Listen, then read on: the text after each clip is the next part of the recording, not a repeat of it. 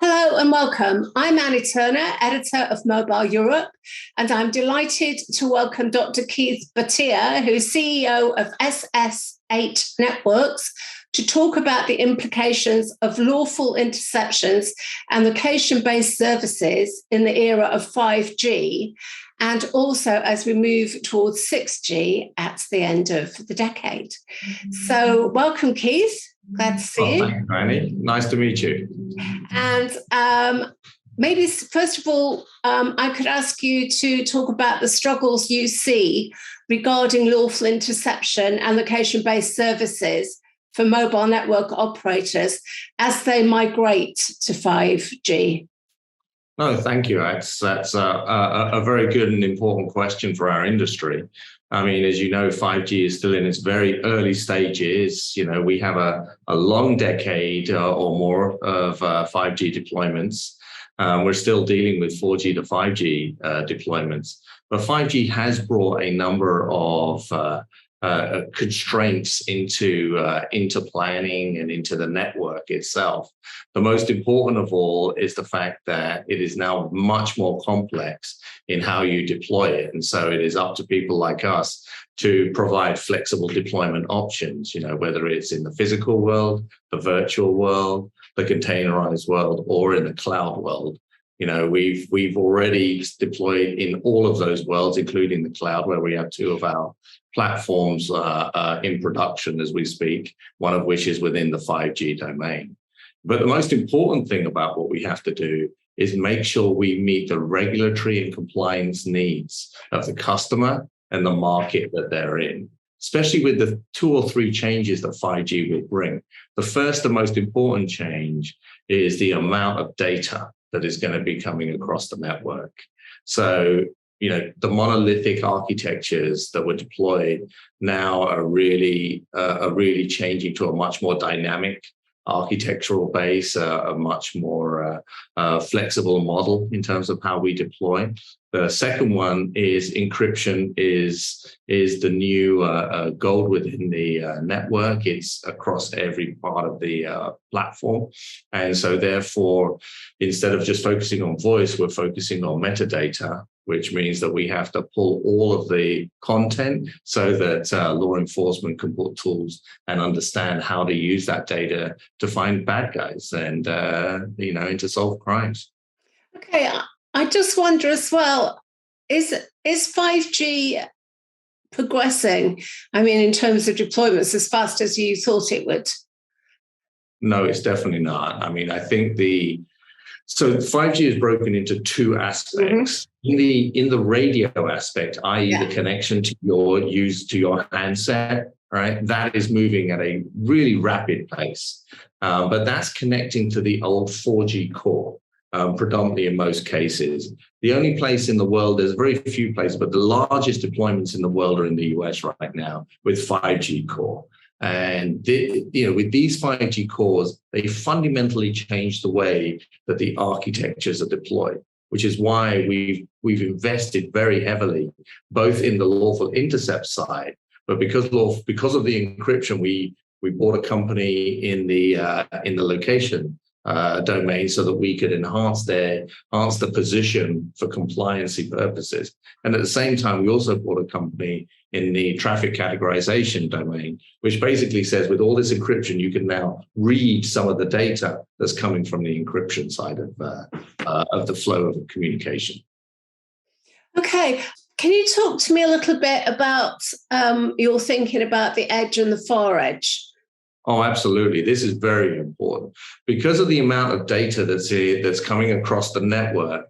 You know, you want to be able to allow the network to breathe. That means that the edge itself will start managing content such as gaming, AR or VR or other types of very heavy applications, all right, content-based applications. So we believe that there's one controller that can control an entire network. Very large tier 1 can be controlled by one major controller. And then those are connected to edge devices which are like MEC, edge computing devices. And then the far edge is those edge devices connected to other devices, such as a game station or an electric vehicle car. And we can pull the data from all of those devices, control from one location, and then sent out to law enforcement in a very efficient manner. So this is what I mean by the dynamic architecture and the network of the architecture that allows us to be really leading, true value for money, and basically deploy in a way that's highly flexible for our customers. So some customers may deploy in a monolithic way with a centralized architecture. Some may deploy in an application zone mode, which is 3 or 4 different zones. Some may deploy in a fully distributed architecture. So we allow them to decide how they want to deploy, and we just drop the nodes in. To be able to achieve the calls they want and to achieve the compliancy they need. And all of this is done fully encrypted as well. So in addition to the networks becoming encrypted, more and more law enforcement information is encrypted as well. Okay, so this is still all about giving law enforcement agencies access to the entire communications stream, even though we are looking at a different network topology with 5G standalone. Yes, absolutely. And the other part of this is to make sure that it's available to the law enforcement agency in a real time and as needed basis. So, for example, you may have a threat to life, a kidnapping going on. A threat to life could be a murder process that may be occurring, as we've seen in the US, or you may have a gang related situation, a drug trafficking, human trafficking. All of these examples are where our platforms are used. Now, SS8 happens to be very lucky because we not only provide the mediation that goes inside of a network, inside of an operator, we also provide the capability that goes inside of law enforcement. So we're one of the very few players in the world that can do the full end-to-end, right? From the link itself all the way through to the investigator screen so that they can get their jobs done either immediately or as they work through a case to figure out exactly who the bad guys are and how they're doing their deeds. Okay, and which regions are you seeing the fastest growing demand for lawful interception and location-based services and solutions? That's a very interesting question. That's actually a very difficult question to answer because each region is unique and each country is unique. So, for example, in the 5G domain, the US is clearly moving at a very fast pace, and rightly so because of all the services that 5G can offer. In the European domain or the European region, it's moving at a slightly slower pace. It's starting to move with 5G radios, but not as much with the core. And the reason they're all moving at these paces is because they follow very regulatory, legal, and business needs for those particular markets.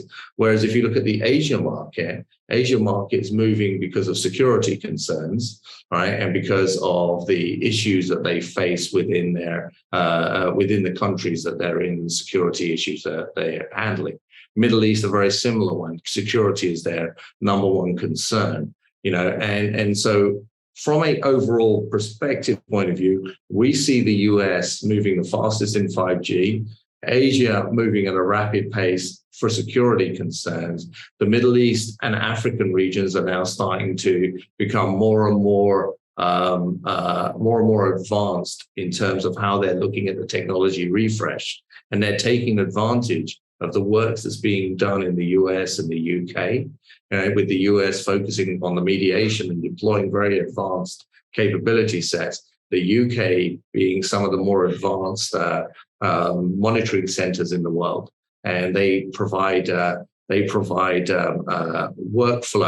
for the world to be able to, the police officers, sworn officers, to understand how to do their investigative and analytics. And as SS8, we have large market share in both the US on the mediation side and the UK on the monitoring center side.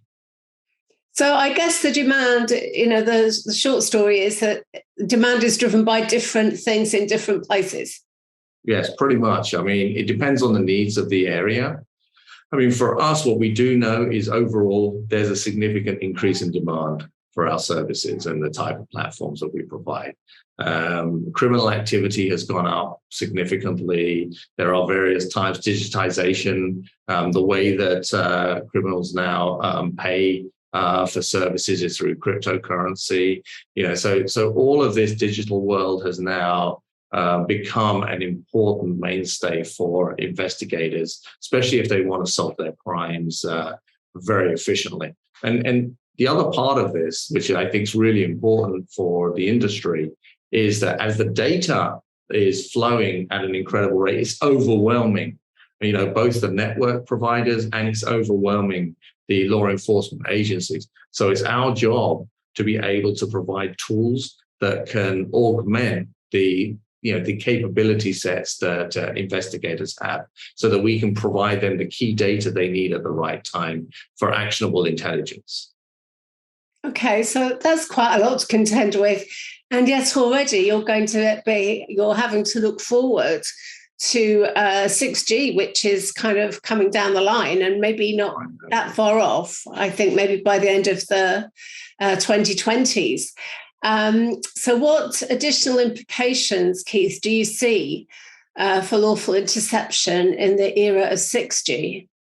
Well, so we look at 5G as a new standard which will continually evolve. So there's going to be 5G plus, there's going to be 5G plus, and then it's just going to continually evolve. The really cool thing about what's happening is the services are expanding, whether it's fixed wireless as an option, whether it's gaming, whether it's augmented reality or virtual reality, whether it's IoT, Internet of Things connections, whether it's network slicing, which means you're making multiple networks out of a single network form. Whatever these are, they're going to produce three things. As I mentioned, number one, they're going to produce more encrypted data, right? Which means that we, as providers of lawful intercept, have to tell the law enforcement what that data is. What is the application being used? Where is it coming from? Where is it going?